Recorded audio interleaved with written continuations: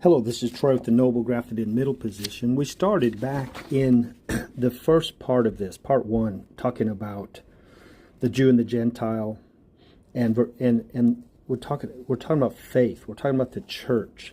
And Ephesians, we talked about the gospel of your salvation. Who believed in him were sealed with the promised Holy Spirit, who's the guarantee of our inheritance until we acquire possession of it. So in this video, I just want to put out a teaser for the next 10 videos or so. But you see where we see his church right here. He put all things under his feet and gave him as head over all things to the church. Well, what is the church? The church is his body, the fullness of him who fills all in all. Here, it is the plan of the mystery hidden for ages in God, who created all things, so that through the church, that's his body, the church. This mystery is that the Gentiles are fellow heirs, members of the same body, members of the same church. Through the church, the manifold wisdom of God might be made known to the rulers and authorities in heavenly places.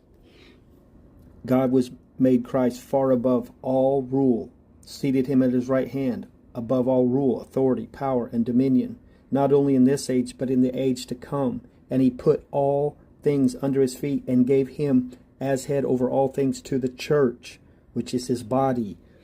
The mystery is that the Gentiles, this is the gospel according to verse 7 of this gospel, this mystery that was not revealed, that the Gentiles can be fellow heirs, no longer alienated from the commonwealth of Israel, no longer strangers to the covenants of promise.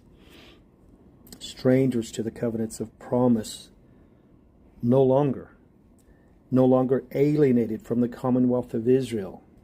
One body through the cross, thereby killing the hostility and reconciling them to the Father. You're no longer strangers. You're no longer aliens.